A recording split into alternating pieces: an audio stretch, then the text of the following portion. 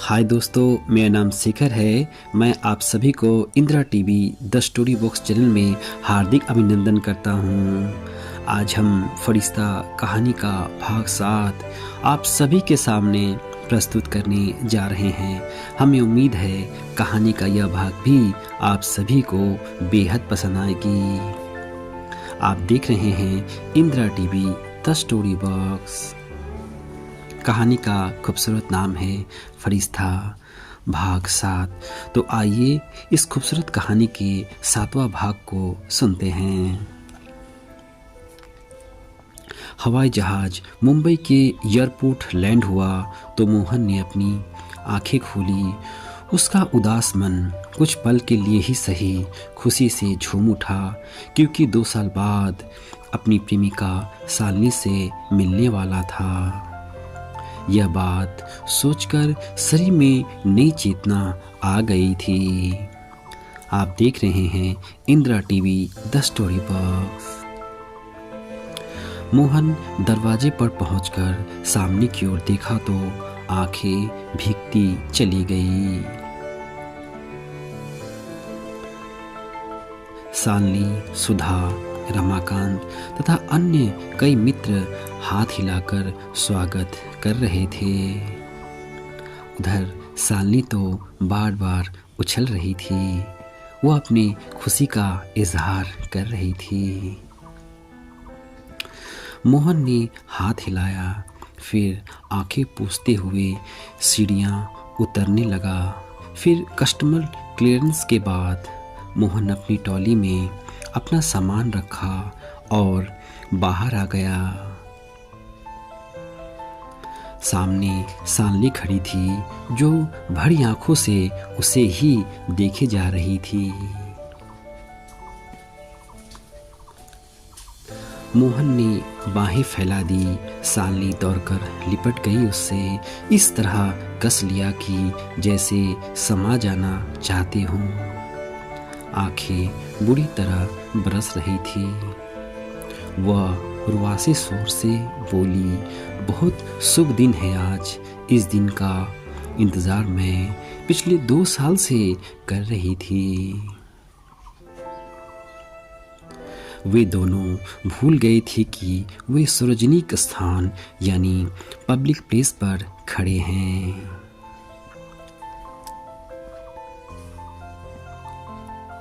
लोग हमें देख रहे हैं सालो, स्वर मोहन का था। देखने दो, भीगे स्वर में बोली शालिनी। हम कोई पाप नहीं कर रहे, बड़ा सुख मिल रहा है मुझे।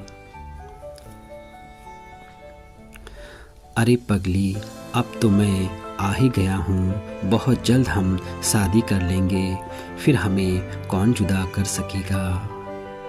शालिनी फिर अलग हुई।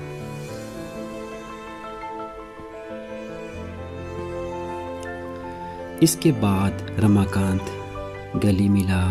फिर वेलकम बैक टू इंडिया भैया, सुधा ने भरे गले से कहा। जब गए थे, रमाकांत बोला तो 2 ही, एक बैग और एक पोटली थी, और लौटे तो इतने सारे सामान के साथ। यार रमाकांत, ये कहावत तो सुनी थी, ऊपर वाला जब भी देता है तो छप्पर फाड़ के देता है। मेरे साथ भी कुछ ऐसा ही हुआ है। फिर किसी होटल में कमरा लेते हैं, सारी बातें वही होंगी, मोहन ने कहा।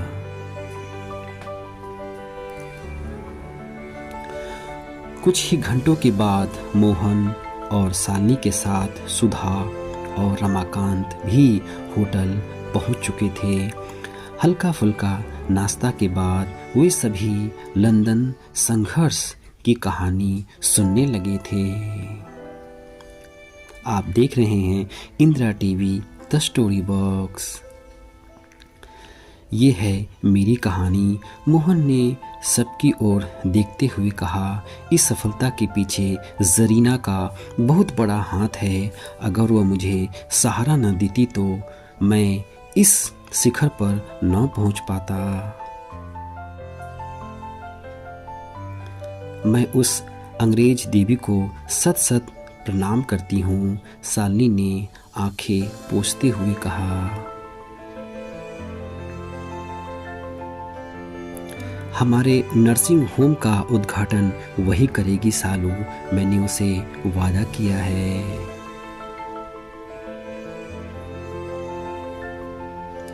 मैं उसकी राह में फूल ही फूल बिछा दूंगी, स्वर शालिनी के थे। फिर मोहन ने कुछ अखबार निकालकर उसके सामने रख दिया। यह पढ़ो, बहुत कुछ समझ में आ जाएगा। तीनों उत्सुकता से अखबार पढ़ते चले जा रहे थे। शाम को 5 बजे मोहन और शालिनी आर्य समाज मंदिर पहुंच चुके थे, जहां उनकी शादी होनी थी।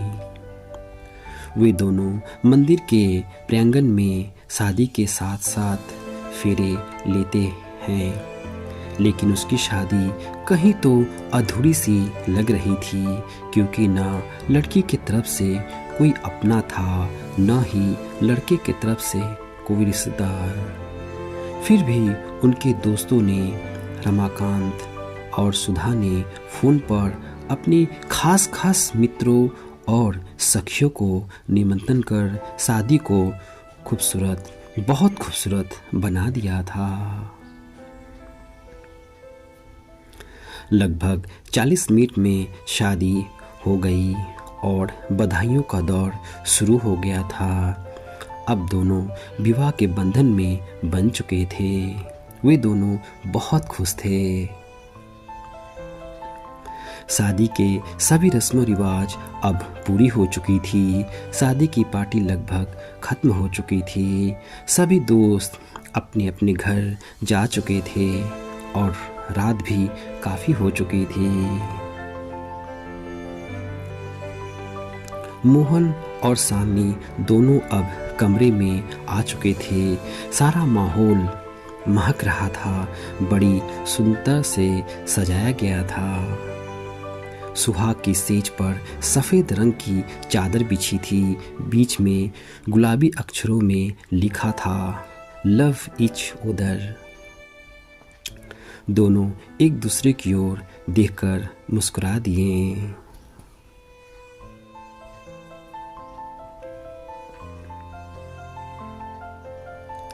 मोहन ने शालिनी से प्यार से कहा, सालू जी, आखिर हम अपनी मंजिल पा ही गए। शब्द मोहन के थे।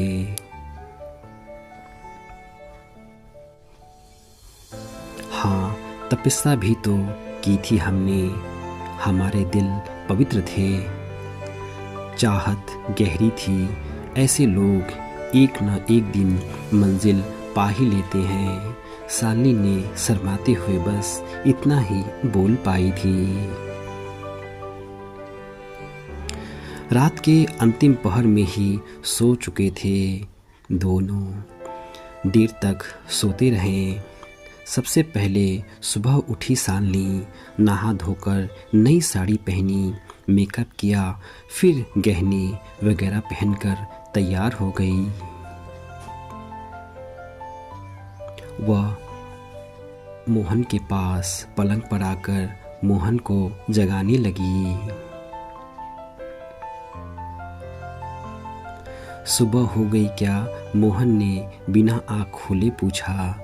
यस माय डियर हस्बैंड, 10 बज चुके हैं और हमें तुम्हारे चाचा जी के घर भी जाना है, जो इसी शहर में है। तुम्ही ने तो कल कहा था ना, तुम भूल गए?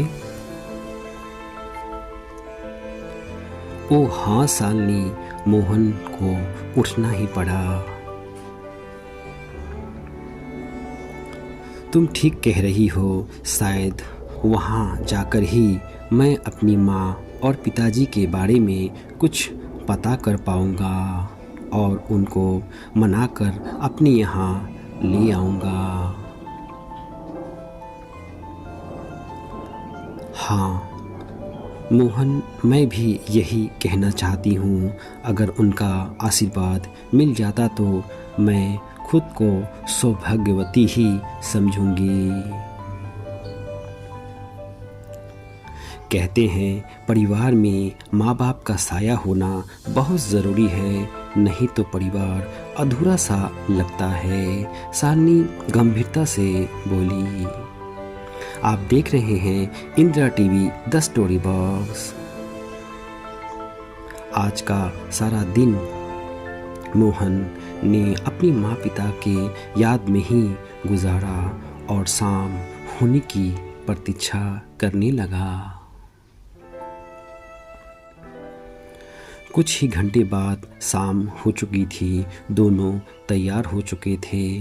बाहर आकर टैक्सी में बैठ गए। बुलंद चलो, मोहन ने अपने ड्राइवर से कहा। बुलंद, शालिनी चौंक पड़ी। मेरे चाचा वही रहते हैं, मोहन ने कहा।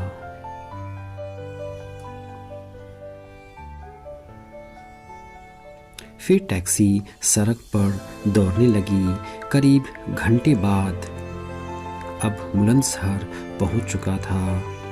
कुछ दूर मोहन और शालिनी पैदल चलने पर फिर एक मकान के सामने आकर रुक गए थे।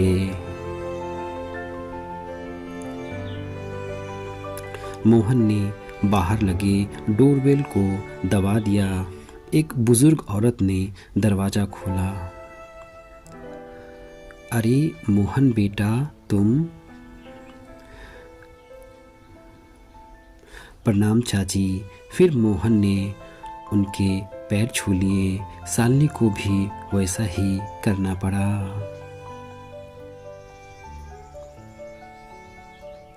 खुश रहो बेटा, वह बहुत खुश होकर बोली। आओ बेटा, अंदर आओ। बहू, तुम भी आओ, इसे अपना ही घर समझो। दोनों घर के अंदर आ चुके थे। घर की हालत बता रही थी कि यहाँ रहने वाले के दिन तंगी में बीत रहे हैं। कमरे में चाचा और चाची दोनों बैठे हुए थे।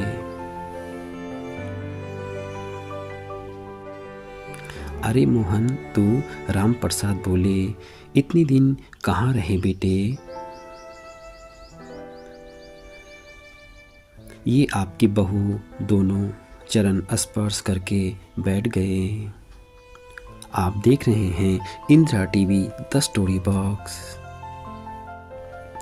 मैं लंदन गया था चाचा जी, हार्ट सर्जन बनने। कल ही लौटा हूँ। यहाँ आकर पता चला कि पिताजी। हाँ बेटे, उसे दिल का जबरदस्त दौरा पड़ा था। अस्पताल भी न पहुंच सका था।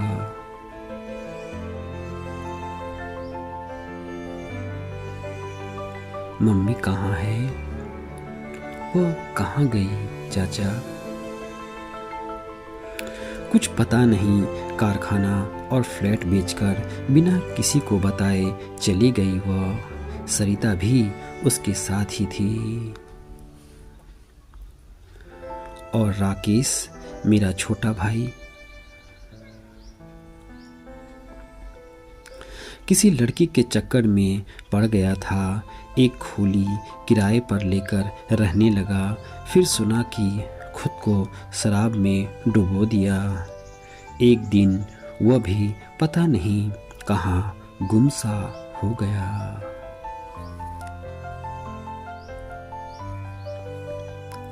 मोहन गंभीर हो उठा था।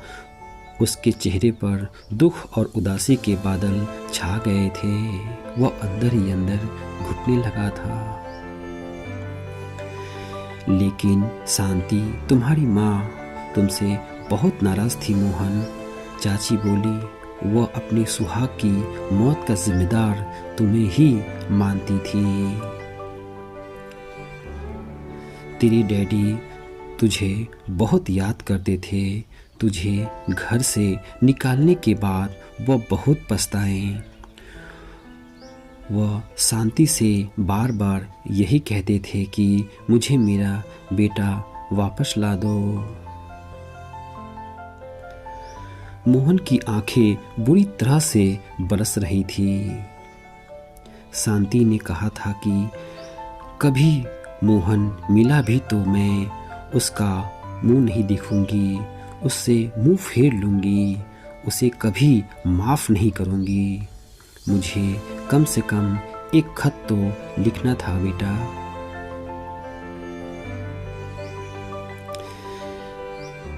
एक यही गलती हो गई मुझसे, आंखें पूछते हुए वह बोला। थोड़ी देर बाद बैठकर दोनों होटल आ गए।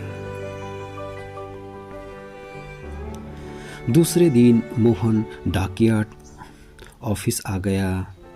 जी हाँ, आपकी कार आ चुकी है। कागजात लाए हैं? जी हाँ। मोहन ने कुछ कागज़ निकालकर उस ऑफिसर को दे दिया।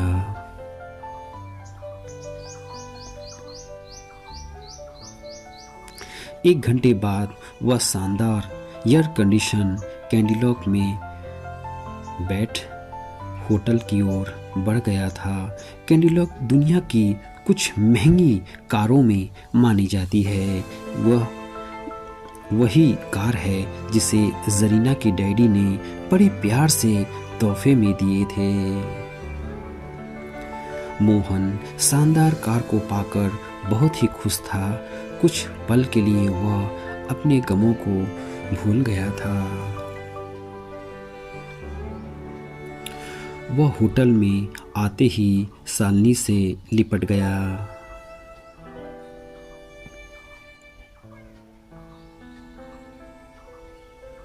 क्या बात है मोहन, बहुत खुश नजर आ रहे हो।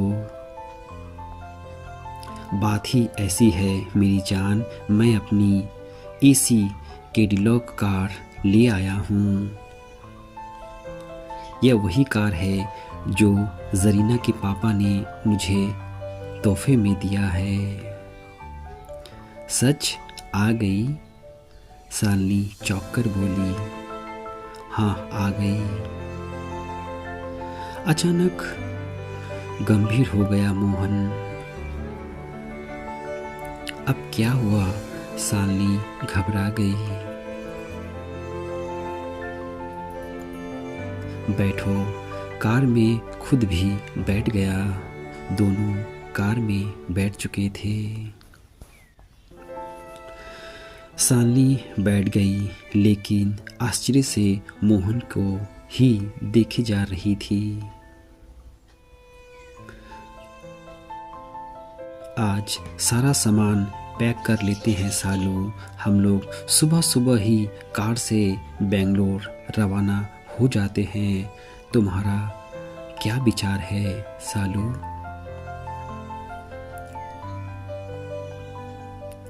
तुम्हें जैसे ठीक लगे मोहन, तुम्हारी हर इच्छा ही मेरी इच्छा है।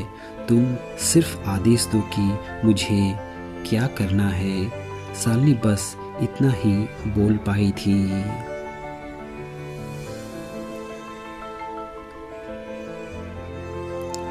मुझे आदेश देना ही तो नहीं आता। देखो सालू, हम दोनों ने लव मैरिज किया है, एक दूसरे को खूब परखा है। तुम अच्छी तरह जानती हो कि मैं हुक्म चलाने वाला पति नहीं बन सकता। मुझे एक हमसफ़र की ज़रूरत थी और मैंने वह पा लिया है। मैं हर काम तुम्हारी सलाह से ही करना चाहता हूँ।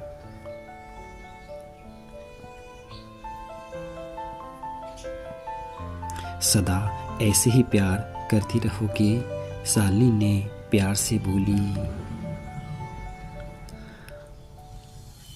अगले जन्म की बात नहीं कह सकता, लेकिन इस जन्म में मेरे दिल में जो छवि अंकित है उसे तो सिर्फ मेरी मौत।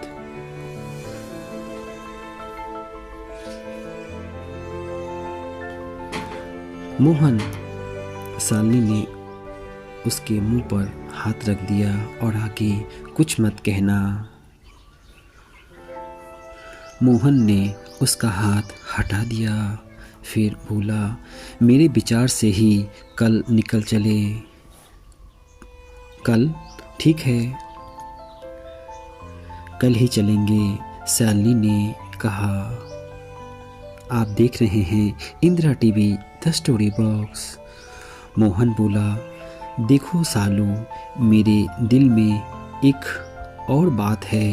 हम दोनों के घर वाले रूठे हुए थे, दोनों में पुरानी दुश्मनी थी।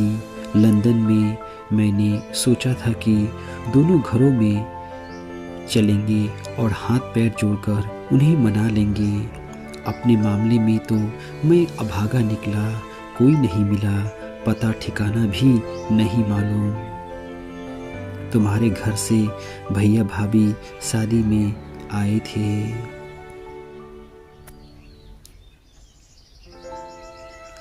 शालिनी की आंखें भर उठी। हाँ, तो तुम क्या कह रहे थे? तुम्हारे डैडी जिद पर अड़े हैं। तुम्हारी मम्मी और छोटे भाई बहन को भी मना कर दिया होगा, बड़े भाई पर नहीं चली होगी, इसलिए वे हमारी शादी में आए थे।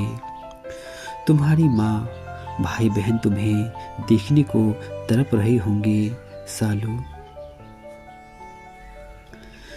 तुम ठीक कहते हो। शालिनी की आंखें छलक पड़ी, लेकिन डैडी के आगे किसी की नहीं चलती। उनकी बेबसी पर कई बार रो चुकी हूँ मैं।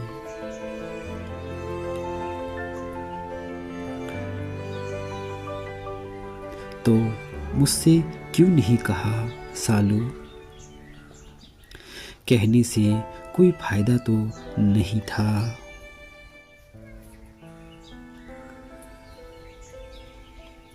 तुम्हारे डैडी जरा अकड़ू किस्म के इंसान लगते हैं मुझे। मन उनका भी होगा, लेकिन वे अपनी हार नहीं मानना चाहते।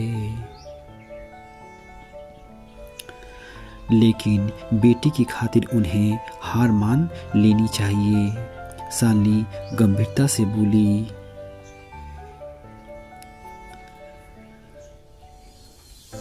मोहन आगे बोला, देखो सालू, बेटी का बाप होना कोई गुनाह नहीं।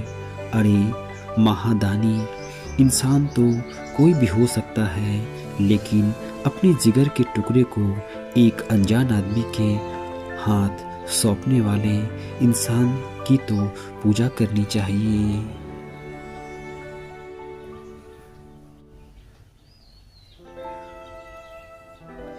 मोहन, शालिनी का स्वर कांप उठा।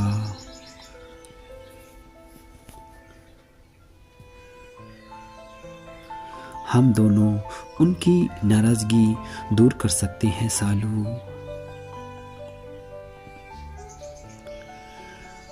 मैं उस घर में कभी नहीं जाऊंगी मोहन, जहां मोहब्बत को गुनाह समझा जाता है। आप देख रहे हैं Indira TV the story box.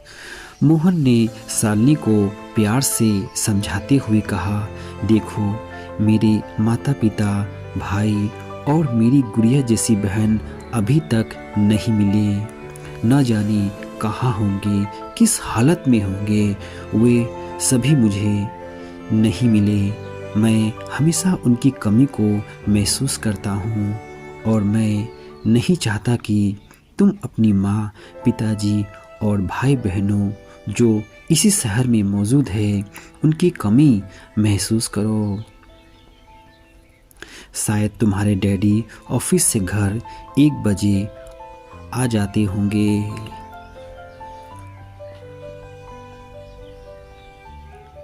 हाँ, शालिनी के पास इस बात का कोई उत्तर नहीं था, बस उसकी आंखों से आंसू की धारा बह रही थी।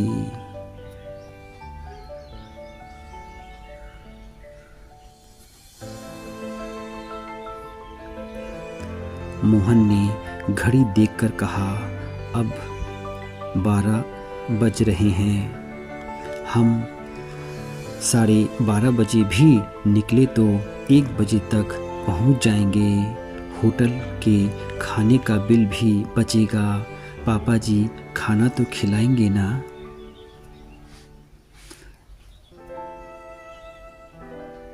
क्या कह रहे हो तुम? शालिनी जैसे 8वां आश्चर्य देख रही थी। अगर हम भी वैसे ही पहुंच गए तो क्या छोटे पड़ जाएंगे? शालिनी बड़ी आंखों से मोहन को देख रही थी। आप देख रहे हैं Indira TV the story box. बड़े आकर हार माने, यह कोई अच्छी बात तो नहीं। हार तो हम छोटों को माननी चाहिए। अब तुम फटाफट तैयार हो जाओ, सामान लौटकर ही पैक करेंगे।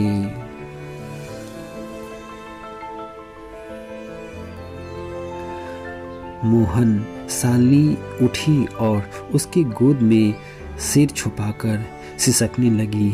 तुम सचमुच ही फरिश्ते हो। तुम्हारा मुकाबला इस दुनिया में कोई भी नहीं कर सकता।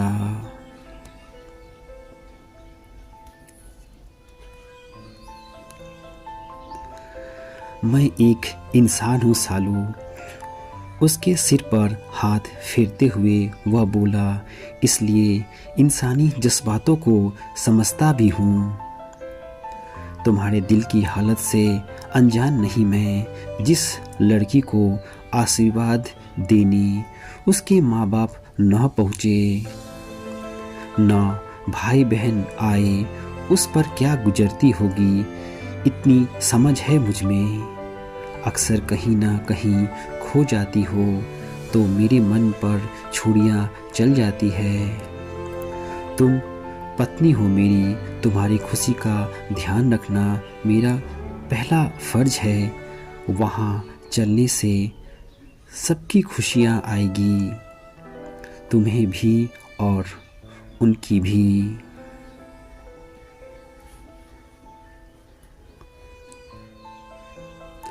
पता नहीं कितने जन्मों की तपस्या का फल मिल रहा है मुझे। ऐसा पति जो देवताओं से भी श्रेष्ठ हो, जिस लड़की के नसीब में हो सकता है। इस सृष्टि में मुझसे सौभाग्यवती नारी कोई नहीं हो सकती। शालिनी बस इतना बोलकर रोती ही चली जा रही थी। आप देख रहे हैं Indira TV the story box. उठो सालू, देर हो गई तो वहाँ खाना ख़त्म हो जाएगा और हमें फिर आकर होटल का महंगा खाना खाना पड़ेगा। शालिनी खड़ी हो गई। पति के मजाक पर उसकी भीगी आंखें मुस्कुरा दी। वह तैयार होने लगी थी।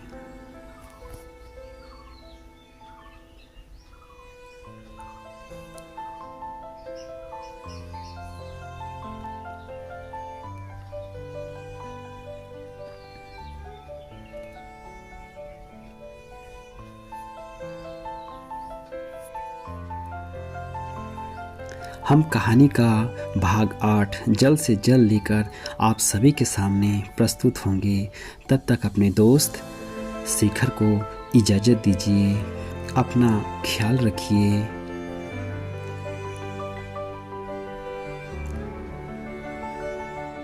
धन्यवाद दोस्तों। कहानी के इस भाग को लिखने में मुझे काफ़ी समय लग गया, लेकिन मैं वादा करता हूँ कि अगली कहानी का भाग बहुत जल्द ही आप सबके सामने प्रस्तुत करूँगा। धन्यवाद।